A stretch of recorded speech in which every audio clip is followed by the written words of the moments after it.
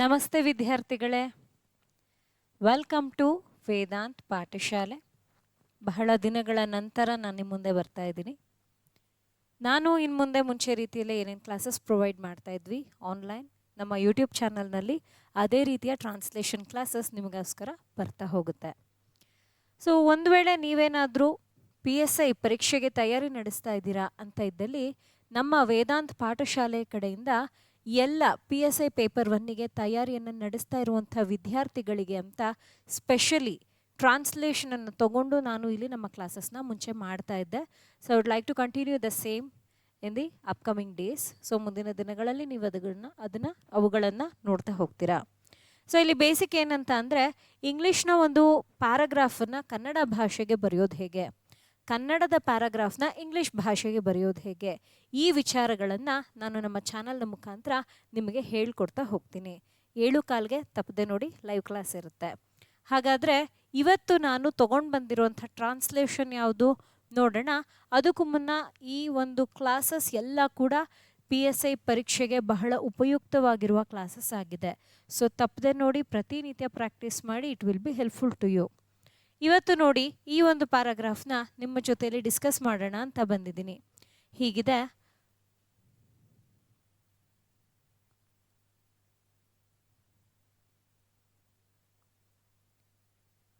ಭೂಸ್ಖಲನವು ಪ್ರಕೃತಿಯ ಒಂದು ಅಪಾಯಕಾರಿ ಘಟನೆಯಾಗಿದೆ.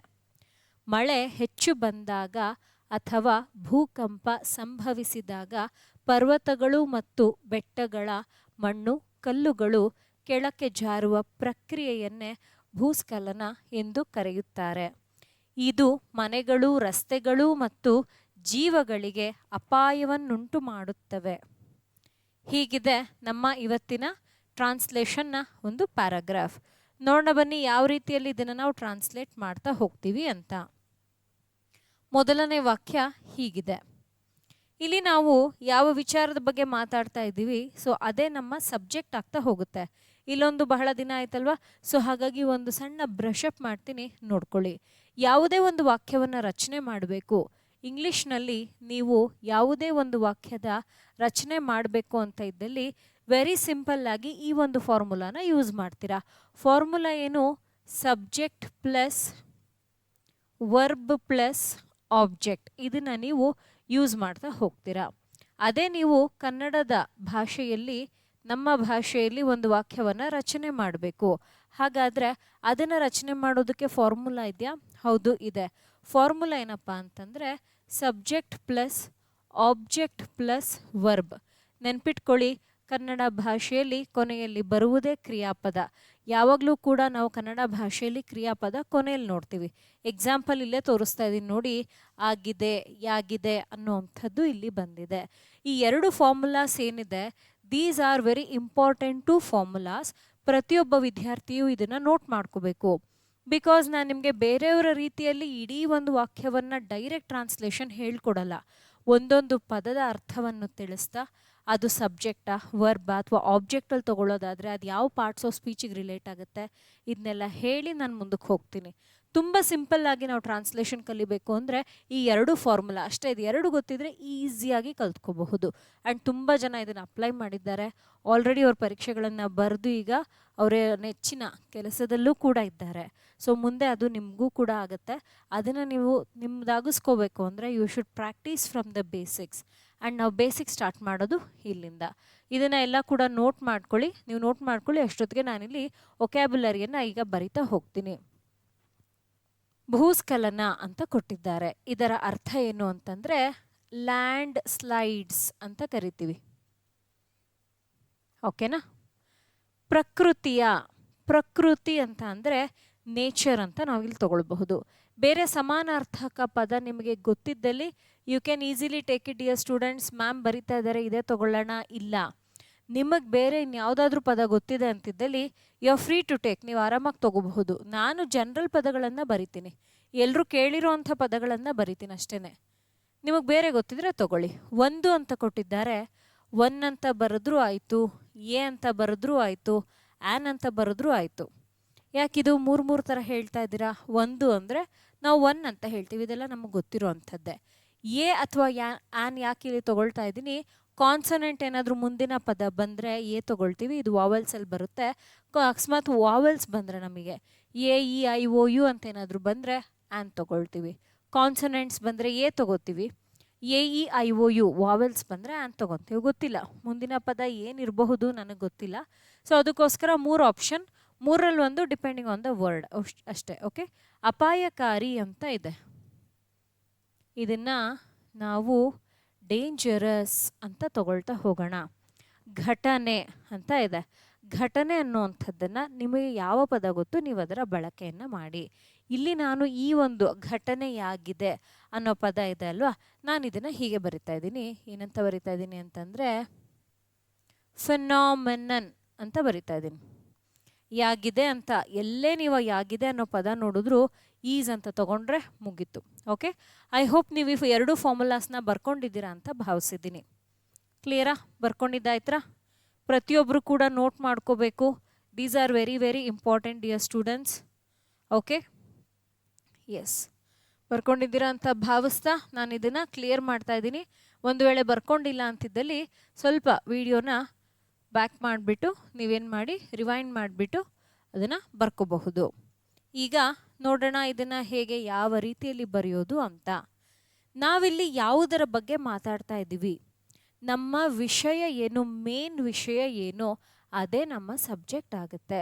ಆ್ಯಂಡ್ ಅದು ಯಾವಾಗಲೂ ಕೂಡ ನಾಮಪದವೇ ಆಗಿರುತ್ತೆ. ಇದನ್ನು ನಾವೇನಂತ ಕರಿತೀವಿ? ಸಬ್ಜೆಕ್ಟ್ ಅಂತ ಕರಿತೀವಿ. ಈ ಒಂದು ಸಬ್ಜೆಕ್ಟ್ ಮಾಡ್ತಾ ಇರೋ ಕೆಲಸ ಏನು? ಅದು ಒಂದು ಕೆಲಸವನ್ನು ಮಾಡ್ತಾ ಇದೆ. ಆ ಕೆಲಸವನ್ನು ನಾವು ಕನ್ನಡದಲ್ಲಿ ಏನಂತ ಹೇಳ್ತೀವಿ? ಕ್ರಿಯಾಪದ. ಆಗಿದೆ, ಯಾಗಿದೆ ಅಂತಿದೆ ನೋಡಿ, ಇದು ಕ್ರಿಯಾಪದ. ಆ್ಯಂಡ್ ಉಳಿದ ಮಾಹಿತಿ ಏನಿದೆ ಸಬ್ಜೆಕ್ಟ್ ಮತ್ತು ವರ್ಬ್ ಬಿಟ್ಟು ಇದನ್ನು ನಾವೇನಂತ ಕರಿತೀವಿ? ಆಬ್ಜೆಕ್ಟ್. ಆಗಲೇ ಇಲ್ಲಿ 2 ಫಾರ್ಮುಲಾ ಬರೆದಿದ್ದೆ, ಕರೆಕ್ಟ್ ಅಲ್ವಾ? ಆ 2 ಫಾರ್ಮುಲಾದಲ್ಲಿ ನೀವೇನು ಮಾಡಬಹುದು ಅಂತ ಅಂದರೆ, ಆ 2 ಫಾರ್ಮುಲಾದಲ್ಲಿ ನೀವು ನೋಡಬಹುದು ಕನ್ನಡ ಭಾಷೆಯಲ್ಲಿ ಒಂದು ಸೆಂಟೆನ್ಸನ್ನು ಬರೆಯೋದಕ್ಕೆ ನಾನು ಹೇಗೆ ಫಾರ್ಮುಲಾ ಬರೆದಿದ್ದೆ ಅಂತ. ಇನ್ನೊಮ್ಮೆ ಇಲ್ಲಿ ಬರಿತಾ ಇದ್ದೀನಿ, ನೋಡ್ಕೊಳ್ಳಿ. ಸೊ ನಾನು ಈ ಫಾರ್ಮುಲಾ ಬರೆದಿದ್ದೆ, subject plus object plus verb, ಈ ಒಂದು ಫಾರ್ಮುಲಾ ಬರೆದಿದ್ದೆ. ನೀವು ನೋಡಬಹುದು ಅದೇ ರೀತಿಯಲ್ಲೇ ಇಲ್ಲಿ ಸೆಂಟೆನ್ಸ್ ಸ್ಟ್ರಕ್ಚರ್ ಇದೆ, ಸರಿನಾ? ಇದನ್ನು ಈಗ ನಾವು ಹೇಗೆ ಇಂಗ್ಲೀಷಿಗೆ ಬರೆಯೋದು? ತುಂಬ ಸಿಂಪಲ್. ಮೊದಲನೇದಾಗಿ ನಾವೇನು ಮಾಡೋಣ ಅಂದರೆ ಫಾರ್ಮುಲಾ ಬರ್ಕೊಳ್ಳೋಣ. ನಾವು ಇಂಗ್ಲೀಷ್ ಲ್ಯಾಂಗ್ವೇಜ್ನಲ್ಲಿ ಒಂದು ಸೆಂಟೆನ್ಸ್ ಬರಿಬೇಕು ಅಂತಂದರೆ ಅದು ಯಾವುದೇ ಸೆಂಟೆನ್ಸ್ ಇರಲಿ, ಎಲ್ಲ ಸೆಂಟೆನ್ಸಸ್ ಇದರ ಬೇಸ್ನ ಮೇಲೇ ಫ್ರೇಮ್ ಆಗ್ತಾ ಹೋಗೋದು. This is the basic structure in English to frame a sentence, ಸರಿನಾ? ನೋಡೋಣವಾ? ಸೊ ಇಲ್ಲಿ ಸಬ್ಜೆಕ್ಟ್ ಆಗಿ ನಾನು ಏನಂತ ಹೇಳಿದೆ? ಲ್ಯಾಂಡ್ ಸ್ಲೈಡ್ಸ್ ಅಂತ ಹೇಳಿದೆ. ತಗೊಳ್ಳಿ, ಲ್ಯಾಂಡ್ ಸ್ಲೈಡ್ಸ್ ನಮ್ಮ ಸಬ್ಜೆಕ್ಟ್ ಆಯಿತು. ಓಕೆ, ಲ್ಯಾಂಡ್ ಸ್ಲೈಡ್ಸ್ ಬರೆದೆ. ನೆಕ್ಸ್ಟ್ ಏನಂತ ಹೇಳಿದ್ದಾರೆ? ನೆಕ್ಸ್ಟು ವರ್ಬ್ ತಗೋಬೇಕು. ವರ್ಬ್ ಏನಿದೆ? ಈಸ್ ಅಂತ ಇದೆ ಅಲ್ವಾ? ಅದನ್ನ ಈಗ ನಾವು ಬರೆಯೋಣ. ಲ್ಯಾಂಡ್ ಸ್ಲೈಡ್ಸ್ ಈಸ್ ಅಂತ ನಾವು ತಗೋಬೇಕು. ಅದಾದಮೇಲೆ ನೆಕ್ಸ್ಟ್ ಏನಂತ ಇದೆ? ಇಲ್ಲೇನಾಗುತ್ತೆ ಗೊತ್ತಾ ನೋಡಿ, ಲ್ಯಾಂಡ್ ಸ್ಲೈಡ್ಸ್ ಅಂತ ಇಲ್ಲಿ ನಾವು ಪ್ಲೂರಲ್ ನೋಡ್ತಾ ಇದ್ದೀವಿ. ಸೊ ಈಸ್ ಅಥವಾ ಆರ್ ಎರಡರಲ್ಲಿ ಒಂದನ್ನು ನಾವು ತಗೊಳ್ತೀವಿ. ಲ್ಯಾಂಡ್ ಸ್ಲೈಡ್ ಅಂತ ಅಂದರೆ ಅದು ಏಕವಚನ ಆಗುತ್ತೆ. ಲ್ಯಾಂಡ್ ಸ್ಲೈಡ್ಸ್ ಅಂತ ಅಂದರೆ ಬಹುವಚನ ಆಗುತ್ತೆ. ಕನ್ನಡದಲ್ಲಿ ನಾವು ನೋಡ್ತಾ ಇದ್ದೀವಿ ಯಾಗಿದೆ ಅಂತ ಕೊಟ್ಟಿದ್ದಾರೆ, ಕರೆಕ್ಟ್? ಸೊ ಇದ್ರ ಪ್ರಕಾರ ನಾವು ನೋಡೋದಾದರೆ ಇಲ್ಲಿ ನಾವು ಆರ್ ತಗೊಂಡ್ರೆ ಬೆಟರ್ ಆಗಿರುತ್ತೆ. ಕ್ಲಿಯರಾ? ಲ್ಯಾಂಡ್ ಸ್ಲೈಡ್ಸ್ ಆರ್ ಏನಂತೆ? ಇದು ಡೇಂಜರಸ್ ಫಿನಾಮಿನಾ ಅಂತೆ. ಯಾವುದರ ಡೇಂಜರಸ್ ಫಿನಾಮಿನಾ ಇದು? ಪ್ರಕೃತಿಯ. ಹೇಗೆ ಬರೆಯೋದು ನೋಡಿ, ಈ ತರಹ ಬರಿಬೇಕು. ನೇಚರ್ಸ್ ಡೇಂಜರಸ್ ಫೆನಾಮಿನನ್ ಅಂತ ಬರಿಬಹುದು ನೋಡಿ, ಹೀಗೆ ಬರಿಬಹುದು. ಕ್ಲಿಯರ್? ಹಾಗಾದರೆ ಇವಾಗ ನಿಮಗೊಂದು ಡೌಟ್ ಬರಬಹುದು ಬಹುಶಃ, ಆಗಲೇ ಈ 3 ವಿಚಾರಗಳ ಬಗ್ಗೆ ಹೇಳಿದ್ರು, ವಾಕ್ಯದಲ್ಲಿ ಎಲ್ಲೂ ತಗೊಂಡಿಲ್ಲ ಅಂತ ಬಹುಶಃ ನೀವು ಅಂದ್ಕೊಳ್ಬಹುದು. ಯಾಕೆ ನಾನು ಅದನ್ನು ತಗೊಂಡ್ಲಿಲ್ಲ ಅಂದರೆ, ಇಲ್ಲಿ ಆಲ್ರೆಡಿ ನೇಚರ್ ಅನ್ನೋ ಪದಕ್ಕೆ ಅಪಾಸ್ಟ್ರಫಿ ಹಾಕಿ ಇಲ್ಲಿ ನಾನು ಎಸ್ನ ತಗೊಂಡಿದ್ದೀನಿ. ಅಲ್ಲ ಪದ ಕೊಟ್ಟಿದ್ದಾರೆ ಅಂತ ಹೇಳಿ ನಾನು ಡೈರೆಕ್ಟಾಗಿ ಎಲ್ಲ ಪದಗಳನ್ನು ಕೂಡ ಇಲ್ಲಿ ತಗೊಳ್ಳೋಕ್ಕಾಗೋದಿಲ್ಲ. ಆ ಒಂದು ವಾಕ್ಯವನ್ನು ಹೀಗೂ ಬರಿಬಹುದು ಅಂತ ನಾನಿಲ್ಲಿ ನಿಮಗೆ ತೋರಿಸ್ದೆ. ಹಾಗಾದರೆ ಮೇಲೆ ಸ್ಟ್ರಕ್ಚರ್ ಬರೆದಿದ್ದೀನಲ್ವಾ, ಅದಕ್ಕೆ ಸಂಬಂಧಿಸಿದ ಹಾಗೆ ಈಗ ಲೇಬಲಿಂಗ್ ಮಾಡ್ತಾ ಹೋಗೋಣ. ಲ್ಯಾಂಡ್ ಸ್ಲೈಡ್ಸ್ ಅಂತ ಏನು ಕೊಟ್ಟಿದ್ದಾರೆ, ಇದು ಸಬ್ಜೆಕ್ಟ್ ಆಯಿತು. ಇಲ್ಲಿ ಆರ್ ಅನ್ನುವಂಥದ್ದು ಕ್ರಿಯಾಪದ. ಆ್ಯಂಡ್ ಅದು ಏನಾಗಿದೆ ಅನ್ನೋವಂಥದ್ದು ಆಬ್ಜೆಕ್ಟ್ ಆಯಿತು. ಹೀಗೆ ನಾನು ಒಂದು ಸೆಂಟೆನ್ಸನ್ನು ಫ್ರೇಮ್ ಮಾಡಿದ್ದೀನಿ. ಅರ್ಥ ಆಗಿದ್ರೆ ಕಾಮೆಂಟ್ ಸೆಕ್ಷನಲ್ಲಿ ಎಸ್ ಅಂತ ನೀವು ರಿಪ್ಲೈ ಮಾಡಬಹುದು. If it is clear, yes ಅಂತ ಒಂದು ನೀವು ಕಾಮೆಂಟ್ ಸೆಕ್ಷನಲ್ಲಿ ರಿಪ್ಲೈ ಮಾಡಿ. ಓಕೆನಾ? ಓಕೆ, ನಾನು ಹೇಳ್ಕೊಡ್ತಾ ಇರೋ ಕ್ಲಾಸಸ್ ನಿಮ್ಗೆ ಅರ್ಥ ಆಗ್ತಾ ಇದ್ರೆ ತಪ್ಪದೆ ನೀವು ಲೈಕ್ ಮಾಡಬೇಕಾಗತ್ತೆ. ಹಾಗೆ ಮೊದಲನೇ ಬಾರಿಗೆ ನಮ್ಮ ಯೂಟ್ಯೂಬ್ ಚಾನಲನ್ನು ವಿಸಿಟ್ ಮಾಡ್ತಾ ಇದ್ದೀರಾ ಅಂತಂದರೆ ತಪ್ಪದೆ ಸಬ್ಸ್ಕ್ರೈಬ್ ಮಾಡ್ಕೊಳ್ಳಿ. ಸರಿನಾ?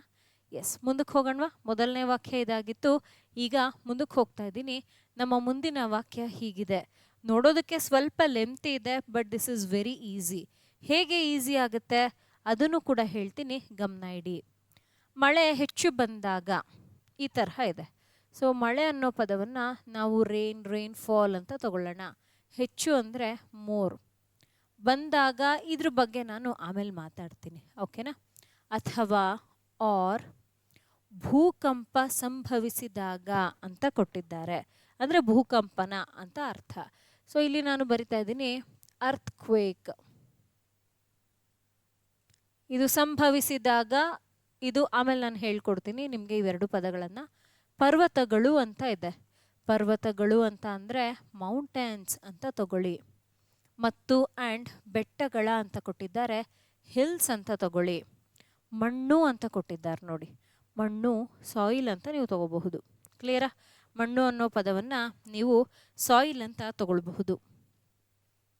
ನೆಕ್ಸ್ಟ್, ಕಲ್ಲುಗಳು ಅಂತ ಕೊಟ್ಟಿದ್ದಾರೆ, ಸ್ಟೋನ್ಸ್ ಅಂತ ತಗೊಳ್ಳಿ. ಕೆಳಕ್ಕೆ ನಾನಿಲ್ಲಿ ಡೌನ್ ಅಂತ ಬರೆದಿರ್ತೀನಿ, ಬಹುಶಃ ಆಮೇಲೆ ಬದಲಾಗಬಹುದು. ಲೆಟ್ಸಿ ಸಿಂಪಲ್ ಪದಗಳನ್ನು ತಗೊಳ್ತಾ ಇದ್ದೀನಿ. ಜಾರೋದು ಅಂದರೆ ಸ್ಲೈಡ್ ಅಂತ ಕರಿತೀವಿ. ಪ್ರಕ್ರಿಯೆ ಅಂತಂದರೆ ಪ್ರೋಸೆಸ್ ಅಂತ ಕರಿತೀವಿ. ಭೂಸ್ಖಲನ, ಇದು ಆಲ್ರೆಡಿ ಬರೆದಿದ್ದೀವಿ ಲ್ಯಾಂಡ್ ಸ್ಲೈಡ್ ಅಂತ, ಆಮೇಲೆ ನಾವು ಬರೆಯೋಣ ಎಂದು ಕರೆಯುತ್ತಾರೆ. ಇದು ಕೂಡ ಆಮೇಲೆ ಹೇಳ್ತೀನಿ, ಸಿಂಪಲ್ ಪದ ಅದು. ಅರ್ಥ ಮಾಡ್ಕೊಳ್ಳೋಣ, ಆಮೇಲೆ ಕೆಲವು ಪದಗಳನ್ನು ಡಿಸ್ಕಸ್ ಮಾಡೋಣ. ಯಾವಾಗ ಲ್ಯಾಂಡ್ ಸ್ಲೈಡ್ ಆಗುತ್ತೆ? ಮಳೆ ತುಂಬ ಬಂದಾಗ ಲ್ಯಾಂಡ್ ಸ್ಲೈಡ್ ಆಗುತ್ತೆ, ಜರುಗುತ್ತೆ, ಭೂಮಿ ಜರುಗುತ್ತೆ. ನಾವು ಈ ಥರದನ್ನು ಮಂಗಳೂರಲ್ಲಿ ನೋಡಬಹುದು, ವೈನಾಡಲ್ಲಿ ಹೋದ ವರ್ಷ ಆಗಿದ್ದು ನಾವು ನೆನಪಿಸ್ಕೊಳ್ಬಹುದು ಲ್ಯಾಂಡ್ ಸ್ಲೈಡ್ ಅಂತ ಬಂದಾಗ. ಆಮೇಲೆ ಅರ್ಥ್ಕ್ವೇಕ್ ಆದಾಗ, ಬಿಕಾಸ್ ಭೂಮಿಗೆ ಜರುಗುತ್ತಲ್ವ, ಸೊ ಅವಾಗ ಏನಾಗುತ್ತೆ, ಭೂಮಿಯ ಮೇಲೆ ಇರುವಂಥ ಸರ್ಫೇಸ್ನ ಮೇಲೆ ಇರುವಂಥ ಭೂಮಿ, ಹೀಗಿರುವಂಥ ಭೂಮಿ ಏನಾಗುತ್ತೆ ಅದು ಕೂಡ ಕೆಳಗೆ ಜರುಗುತ್ತೆ. ಬಿಕಾಸ್ ಇಲ್ಲಿ ಶೇಕ್ ಆದಾಗ ಇದು ಆಟೋಮೆಟಿಕಲಿ ಕೆಳಗೆ ಬರುತ್ತೆ. ಸೊ ಭೂಕಂಪನ ಆದಾಗ ಈ ತರಹ ಸಂಭವಿಸುತ್ತೆ. ಪರ್ವತಗಳು ಹಾಗೆ ಬೆಟ್ಟಗಳ ಸಾಯಿಲ್, ಅಲ್ಲಿನ ಮಣ್ಣೇನಿರುತ್ತೆ, ಕಲ್ಲುಗಳೇನಿರುತ್ತೆ ಕೆಳಗೆ ಬಿದ್ದೋಗ್ತದೆ. ನಾನು ಹೇಳಿದೆ ಈ ತರಹ ಇದ್ದಾಗ ಏನಾಗುತ್ತೆ, ಇಲ್ಲಿರೋವಂಥದ್ದು ಶೇಕ್ ಆದಾಗ ಅಫ್ಕೋರ್ಸ್ ಅದು ಕೆಳಗೆ ಜಾರುತ್ತೆ ಆಟೋಮೆಟಿಕಲಿ. ಸೊ ಈ ತರಹದ ಒಂದು ಪ್ರೋಸೆಸ್ಸನ್ನು ನಾವು ಲ್ಯಾಂಡ್ ಸ್ಲೈಡ್ ಅಂತ ಕರಿತೀವಿ. ಅದನ್ನು ಇಲ್ಲಿ ಹೇಳಿದ್ದಾರೆ. ಹೇಗೆ ಬರೆಯೋದು? ಈಗ ಅದೊಂದು ವಿಷಯ. ಈಗ ಅವಾಗಲಿಂದ ಮ್ಯಾಮ್ ನೀವು ನಮಗೆ ಫಾರ್ಮುಲಾ ಅದು ಇದು ಅಂತ ಹೇಳಿದ್ರಲ್ವಾ, ಇಲ್ಲಿ ಯಾವ ತರಹ ನೀವು ಫಾರ್ಮುಲಾ ಅಪ್ಲೈ ಮಾಡ್ತೀರಾ ಅಂತ ನೀವು ಕೇಳಬಹುದು. ಯಾಕೆಂದರೆ ಒಂದೋ ಎರಡೋ ಪದಗಳಿದ್ದಾಗ ಈಸಿ, ಅಂದರೆ ಒಂದು ವಾಕ್ಯ ಚಿಕ್ಕದಿದ್ದಾಗ ತುಂಬ ಈಸಿ. ನಮಗೆ ಎಸ್ ಇದೆ ಸಬ್ಜೆಕ್ಟ್, ಇದೇ ವರ್ಬ್, ಇಷ್ಟು ಆಬ್ಜೆಕ್ಟಲ್ಲಿ ಬರೆದು ಬಿಡ್ಬೋದು. ಸೆಂಟೆನ್ಸ್ ಲೆಂತಿ ಇದ್ದಾಗ ಹೇಗೆ ತಗೊಳ್ಳೋದು? ತುಂಬ ಸಿಂಪಲ್. ಇಲ್ಲಿ ಯಾರ ಬಗ್ಗೆ ಮಾತಾಡ್ತಾ ಇದ್ದಾರೆ, ಏನಂತ ಕರೆಯಲಾಗುತ್ತೆ ಅಂತ ಹೇಳ್ತಾ ಇದ್ದಾರೆ ನೋಡ್ಕೊಳ್ಳಿ. ಇಲ್ಲಿ ನಾವು ಮಾತಾಡ್ತಾ ಇರುವಂಥದ್ದು ಅಗೇನ್ ಲ್ಯಾಂಡ್ ಸ್ಲೈಡ್ನ ಬಗ್ಗೆನೆ, ಅದೇ ನಮ್ಮ ಸಬ್ಜೆಕ್ಟ್ ಆಗ್ತಾ ಹೋಗುತ್ತೆ. ಬರೆಯೋಣ. ಲ್ಯಾಂಡ್ ಸ್ಲೈಡ್ ನೋಡಿ, ಇಷ್ಟೇ. ಫಸ್ಟ್ ನಮ್ಮ ಸಬ್ಜೆಕ್ಟ್ನ ಕೆಲಸ ಮುಗಿದು ಹೋಯಿತು. ಸಬ್ಜೆಕ್ಟ್ ಆಗ್ತಿದ್ದಂಗೆ ಈಗ ನಾವೇನು ಬರಿಬೇಕು, ನಾವು ಮುಂದಿನ ಅಂದರೆ ವರ್ಬ್ ಬರಿಬೇಕಾಗತ್ತೆ. ಎಂದು ಕರೆಯುತ್ತಾರೆ ಅಂತ ಇದೆ ಅಲ್ವಾ, ಬೇಕಾದರೆ ಹೀಗೆ ಬರಿಬಹುದು. Landslide is called, because ಕರೆಯೋದು ಅಂತಂದ್ರೇನು, ಕಾಲ್ ಅಥವಾ ನೋನ್ ಆ್ಯಸ್, ಈ ಥರನೂ ಬರಿಬಹುದು. ಬಟ್ ಇಲ್ಲಿ ನಾವು ಡೆಫಿನೇಷನ್ ಬರಿತಾ ಇಲ್ಲ, ನಾವು ಯಾವುದೋ ಒಂದು ವಿಚಾರಕ್ಕೆ ಸಂಬಂಧಿಸಿದ ಹಾಗೆ ಮೀನಿಂಗ್ ಅಥವಾ ಡೆಫಿನೇಷನ್ ಆ ಥರ ಬರಿತಾ ಇಲ್ಲ. ಸೊ ಹಾಗಾಗಿ ಈ ಪದವನ್ನು ನಮ್ಗೆ ಇಲ್ಲೇನು ಕೊಟ್ಟಿದ್ದಾರೆ ಇದು ನಮಗೆ ಆನ್ಸರಲ್ಲಿ ರಿಫ್ಲೆಕ್ಟ್ ಆಗಲ್ಲ. ಹಾಗಾದರೆ ಇನ್ನೇನಂತ ಬರಿಬೇಕಿಲ್ಲಿ ನೋಡಿ, ಲ್ಯಾಂಡ್ ಸ್ಲೈಡ್ ಅನ್ನೋದು ಏನಂತ ಅವರು ಹೇಳಿದ್ದಾರೆ, ಲ್ಯಾಂಡ್ ಸ್ಲೈಡ್ ಅನ್ನೋದು ಒಂದು ಪ್ರಕ್ರಿಯೆಯಂತೆ, ಅದನ್ನು ನಾವು ತಗೋಬೇಕು. ಈಸ್ ಅನ್ನೋವಂಥದ್ದು ಕ್ರಿಯಾಪದ ಆಯಿತು. Land slide is a process, ಈ ತರಹ ಬರುತ್ತೆ. Clear? Land slide is a process. ಎಂತಹ ಪ್ರೋಸೆಸ್ ಇದು? It is a process of what sliding down. ಏನು ಸ್ಲೈಡ್ ಆಗುತ್ತೆ? ಸ್ಟೋನ್ಸ್ ಹಾಗೆ ಈ ಹಿಲ್ಸ್ನ ಮೇಲಿರುವಂಥ ಅಥವಾ ಮೌಂಟೇನ್ಸ್ನ ಮೇಲಿರುವಂಥ ಮಣ್ಣು, ಸಾಯಿಲ್. ಯಾವಾಗ ಈ ತರಹ ಸ್ಲೈಡನ್ನು ನೀವು ನೋಡ್ತೀರಾ? ಅರ್ಥಕ್ವೇಕ್ ಬಂದಾಗ. When we see earthquakes, when earthquake occurs, ಅವಾಗಿದು ಬರುತ್ತೆ, ಅಕ್ಕರ್ ಅನ್ನೋ ಪದ ಇದು.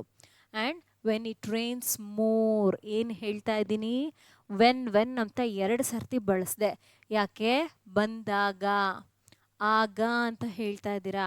ಅದಕ್ಕೋಸ್ಕರ ನಾನಿಲ್ಲಿ ವೆನ್, ನಾನು ಅದನ್ನೇ ಹೇಳಿದಾಗಲೇ ಇದ್ರ ಹೇಳ್ತೀನಿ ನಾನು ನಿಮಗೆ ಅಂತ. ಯಾವಾಗಲಾದರೂ ನೆನ್ಪಿಟ್ಕೊಳ್ಳಿ, ಕೊನೆಯಲ್ಲೇನಾದರೂ ಈ ತರಹ ಬಂದಾಗ, ಸಂಭವಿಸಿದಾಗ, ಆದಾಗ, ಹೋದಾಗ ಅಂತ ದಾಗ ಅನ್ನೋ ಪದ ಆ 2 ಅಕ್ಷರಗಳು ಕೊನೆಯಲ್ಲಿ ಬರ್ತಾ ಇದೆ ಅಂತಂದರೆ ಅದನ್ನು ಇಂಗ್ಲೀಷ್ನಲ್ಲಿ ನಾವೇನಂತ ತಗೊಳ್ತೀವಿ? ವೆನ್ ಅಂತ ತಗೊಳ್ತೀವಿ. ಸೊ ನಾನು ರಿವರ್ಸ್ ರೈಟಿಂಗನ್ನು ಇಲ್ಲಿ ನಿಮಗೆ ಹೇಳ್ಕೊಡ್ತಾ ಇದ್ದೀನಿ. ಯೂಶ್ವಲಿ ನಾನು ಪ್ಲಸ್ ಕ್ಲಾಸಸ್ ತೊಗೊಳ್ತಾ ಇದ್ನಲ್ವಾ, ಅವಾಗ ಇದೆಲ್ಲ ನಾನು ನಿಮಗೆ ಹೇಳ್ತಾ ಇದ್ದೆ. ನಮ್ಮ ಓಲ್ಡ್ ಸ್ಟೂಡೆಂಟ್ಸ್ ನೀವು ಲೈವ್ ನೋಡ್ತಾ ಇದ್ದೀರಾ ಅಂತಂದರೆ ಕಾಮೆಂಟ್ ಸೆಕ್ಷನಲ್ಲಿ ತಪ್ಪದೆ ತಿಳಿಸಿ.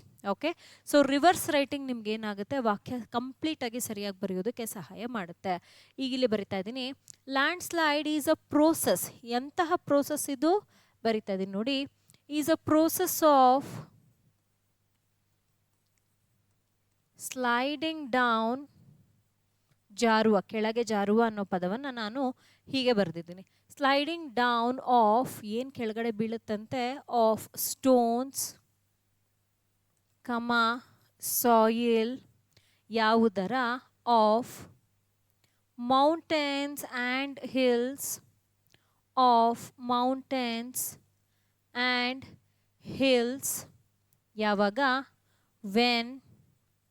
when earthquake occurs, when earthquake occurs, ಅಥವಾ R ಇನ್ಯಾವಾಗುತ್ತೆ? when it rains, occurs or when it rains heavily ಅಂತ ತಗೊಳ್ಳಿ. ಮೋರ್ಗಿಂತಲೂ ಹೆವಿಲಿ ಅನ್ನೋ ಪದ ಸೂಟಬಲ್ ಆಗಿರುತ್ತೆ, ಅದಕ್ಕೋಸ್ಕರ ಆ ಒಂದು ಪದವನ್ನು ಇಲ್ಲಿ ನಾನು ತಗೊಳ್ತಾ ಇದ್ದೀನಿ. ನೋಡಿ, ಈ ತರಹ ಹೀಗೆ ಇಲ್ಲಿ ನಾನು ಬರೆದಿದ್ದೀನಿ. ಲ್ಯಾಂಡ್ ಸ್ಲೈಡ್ ಅನ್ನೋದು ಸಬ್ಜೆಕ್ಟ್ ಆಯಿತು, ಈಸ್ ಅಂತ ಕೊಟ್ಟಿರೋದು ಕ್ರಿಯಾಪದ. ಏನಂತೆ ಇದು? ಇದು ಒಂದು ಪ್ರಕ್ರಿಯೆ. ಈ ಪ್ರಕ್ರಿಯೆಯಲ್ಲಿ ಏನಾಗುತ್ತೆ? ಕೆಳಗೆ ಬೀಳುತ್ತೆ. ಏನು ಬೀಳುತ್ತೆ? ಕಲ್ಲು ಹಾಗೆ ಮಣ್ಣು. ಎಲ್ಲಿಂದ ಬೀಳುತ್ತೆ? ಪರ್ವತಗಳು ಹಾಗೆ ಬೆಟ್ಟಗಳಿಂದ. ಯಾವಾಗುತ್ತೆ? ಅರ್ಥಕ್ವೇಕ್ ಆದಾಗ ಅಥವಾ ಹೆಚ್ಚಾಗಿ ಮಳೆ ಬಂದಾಗ. ಸೊ ನೀವು ಅದನ್ನು ಇದಕ್ಕೆ ರಿಲೇಟ್ ಮಾಡಿ ನೋಡಬಹುದು. ಸಬ್ಜೆಕ್ಟ್, ವರ್ಬ್ ಮತ್ತು ಆಬ್ಜೆಕ್ಟನ್ನು ಈ ರೀತಿಯಲ್ಲಿ ಹೀಗೆ ನಾನು ಬರೆದು ನಿಮಗೆ ಎಕ್ಸ್ಪ್ಲೇನ್ ಮಾಡಿದ್ದೀನಿ. ನೀಡಿದ್ರೆ ಸ್ಕ್ರೀನ್ಶಾಟ್ನ ನೀವು ತಗೊಳ್ಬಹುದು. If there is any requirement of a screenshot you can take it. ಅಥವಾ ನಂತರದಲ್ಲಿ ನೀವು ವಿಡಿಯೋನ ರಿವೈಂಡ್ ಮಾಡಿ ನೋಡಿ ಕೂಡ ಬರ್ಕೊಳ್ಬಹುದಿದೆ. ಅರ್ಥ ಆಗಿದೆಯಾ? ತಪ್ಪದೆ ಕಾಮೆಂಟ್ ಸೆಕ್ಷನಲ್ಲಿ ತಿಳಿಸಿ 2ನೇ ವಾಕ್ಯ ಅರ್ಥ ಆಗಿದೆಯಾ ಅಂತ. ಓಕೆ, ಇದಾಗಿತ್ತು ನಮ್ಮ 2ನೇ ವಾಕ್ಯ. ಬನ್ನಿ ಈಗ ನಾನು 3ನೇ ವಾಕ್ಯದ ಕಡೆಗೆ ನಿಮ್ಮನ್ನು ಕರ್ಕೊಂಡು ಹೋಗ್ತಾ ಇದ್ದೀನಿ. 3ನೇ ವಾಕ್ಯ ಅಂತೂ ತುಂಬ ಸಿಂಪಲ್ ನೋಡಿ. ಇದು ಮನೆಗಳು, ರಸ್ತೆಗಳು, ಜೀವಗಳಿಗೆ ಅಪಾಯವನ್ನುಂಟು ಮಾಡುತ್ತದೆ. ತುಂಬ ಸಿಂಪಲ್ ಅಲ್ವಾ? ಈಸಿ ಆಗಿದೆ ಪದ. ಇದು ಯಾವುದು? Land slide. ಇಟ್ ಮನೆಗಳು ಅಂತ ಕೊಟ್ಟಿದ್ದಾರೆ, ಹೌಸಸ್ ಅಂತ ಬರಿತೀವಿ, ಜನರಲ್ ಗೊತ್ತಿದೆ ನಮಗೆ. ಅದಾದಮೇಲೆ ನೆಕ್ಸ್ಟ್ ರಸ್ತೆಗಳು ಅಂತ ಕೊಟ್ಟಿದ್ದಾರೆ, ರೋಡ್ಸ್ ಅಂತ ಬರೆಯೋಣ.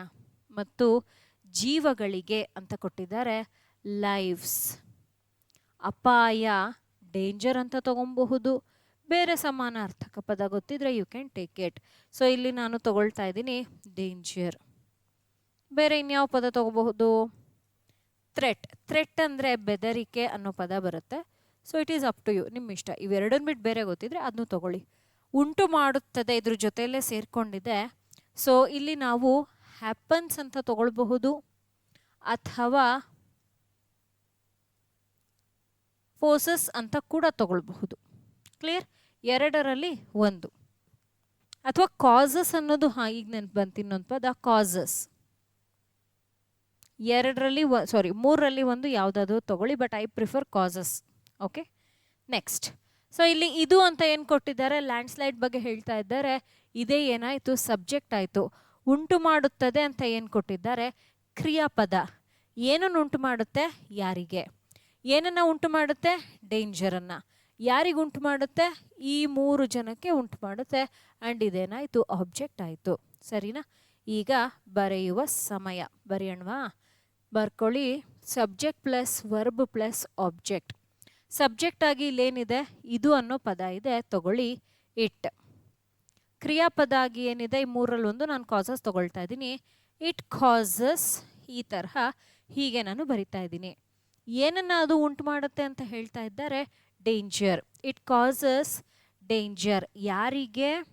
ಟು 3 ವಿಚಾರಗಳು. ಮನೆಗಳಿಗೆ, ಮತ್ತು ರಸ್ತೆಗಳಿಗೆ, ಜೀವಗಳಿಗೆ. To houses, roads and lives. Full stop. ಇಲ್ಲಿಗೆ ನಮ್ಮ ವಾಕ್ಯ ಮುಕ್ತಾಯ ಆಯಿತು. ಸರಿನಾ? ಕ್ಲಿಯರಾ? ಸೊ ಇಟ್ ಅಂತ ಅಂದರೆ ಇದು ಸಬ್ಜೆಕ್ಟ್ ಅಂದರೆ ಲ್ಯಾಂಡ್ ಸ್ಲೈಡ್.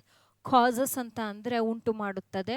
ವರ್ಬ್ ಯಾರಿಗೆ ಏನನ್ನು ಉಂಟು ಮಾಡುತ್ತೆ ಅನ್ನೋಂಥದ್ದು ಆಬ್ಜೆಕ್ಟಲ್ಲಿ ತೊಗೊಂಡಿದ್ದೀವಿ. ಫಾರ್ಮುಲಾ ಇಲ್ಲೇನು ಬರೆದಿದ್ದೀನಿ ಅದಕ್ಕೆ ಅದು ಜಸ್ಟಿಫೈ ಆಗ್ತಾ ಇದೆ. ನೀಡಿದ್ದಲ್ಲಿ ನೀವು ಇದರ ಸ್ಕ್ರೀನ್ಶಾಟನ್ನು ತಗೊಳ್ಬಹುದು. ಕ್ಲಿಯರಾ ಸ್ಟೂಡೆಂಟ್ಸ್? ಓಕೆ, ಅರ್ಥ ಆಗಿದೆಯಾ? ಎಸ್. ಸೊ ತುಂಬ ಜನ ಮೆಸೇಜ್ ಮಾಡಿದ್ರಿ regarding the classes. Ma'am classes ತೊಗೊಳ್ಳಿ, ಯಾಕೆ ತೊಗೊಳ್ತಾ ಇಲ್ಲ ಅಂತ. ಸೊ ಸ್ವಲ್ಪ ಬೇರೆ ಕೆಲಸದಲ್ಲಿ ಸಿಕ್ಕಾಕೊಂಡಿದ್ದ ಕಾರಣ ನನಗೆ ತರಗತಿಗಳನ್ನು ತೊಗೊಳ್ಳೋದಕ್ಕೆ ಆಗ್ತಾ ಇರಲಿಲ್ಲ. ಇನ್ನು ಮುಂದೆ ತರಗತಿಗಳು ಇರ್ತವೆ. ಬಿಕಾಸ್ ಅಷ್ಟು ಮೆಸೇಜಸ್ ಬಂದಿದೆ ನನಗೆ. ಕಾಮೆಂಟ್ ಸೆಕ್ಷನಲ್ಲಿರಬಹುದು, ವಾಟ್ಸಪ್ಪಲ್ಲಿರಬಹುದು. ತುಂಬ ಜನ ಕಾಲ್ ಕೂಡ ಮಾಡಿ ಕೇಳಿದ್ರಿ ಯಾಕೆ ತೊಗೊಳ್ತಾ ಇಲ್ಲ ಅಂತ. ಸೊ ಇನ್ನು ಮುಂದೆ we will be continuing. Do not worry. ಓಕೆನಾ? ಅಟ್ಲೀಸ್ಟ್ 2 ದಿನಕ್ಕೆ ಒಂದು ವಿಡಿಯೋ ಅಂತೂ ನಿಮ್ಮ ಮುಂದೆ ಬಂದೇ ಬರುತ್ತೆ. ನಾನು ಕೂಡ ಬರ್ತೀನಿ. ಆದಷ್ಟು ನಾನು ತರಗತಿಗಳನ್ನು ತಗೊಳ್ಳುವ ಎಲ್ಲ ಪ್ರಯತ್ನವನ್ನು ಮಾಡ್ತೀನಿ. ಸರಿನ್ರಾ? ಸೊ ಇದಾಗಿತ್ತು ನಮ್ಮ ತರಗತಿ. ನಿಮಗೆ ನಮ್ಮ ಕ್ಲಾಸಸ್ ಇಷ್ಟ ಆಗ್ತಾ ಇದ್ದರೆ ತಪ್ಪದೆ ಲೈಕ್ ಮಾಡಿ. ಯಾರೆಲ್ಲ ನಿಮ್ಮ ಫ್ರೆಂಡ್ಸ್ ಈ ತರಹ ಕಾಂಪಿಟೇಟಿವ್ ಎಕ್ಸಾಮ್ಸ್ಗೆ ಪ್ರಿಪೇರ್ ಆಗ್ತಿದ್ದಾರೆ ಅವರೊಂದಿಗೆ ನಮ್ಮ ಕ್ಲಾಸಸ್ನೆಲ್ಲ ಶೇರ್ ಮಾಡಿ. ನಮ್ಮ ಚಾನಲ್ಗೆ ಫಸ್ಟ್ ಟೈಮ್ ವಿಸಿಟ್ ಮಾಡ್ತಾ ಇದ್ದೀರಾ, ಹಾಗಾದರೆ ನೀವು ತಪ್ಪದೆ ಸಬ್ಸ್ಕ್ರೈಬ್ ಮಾಡಿಕೊಳ್ಳೇಬೇಕು. So that you can able to watch such classes on a daily basis. Thank you dear students. ಮತ್ತೆ ನಾನು ನಿಮ್ಮನ್ನು ನಮ್ಮ ಮುಂದಿನ ತರಗತಿಯಲ್ಲಿ ಭೇಟಿ ಮಾಡ್ತಾ ಹೋಗ್ತೀನಿ. Thank you for attending our today's live class. Thank you. Happy learning.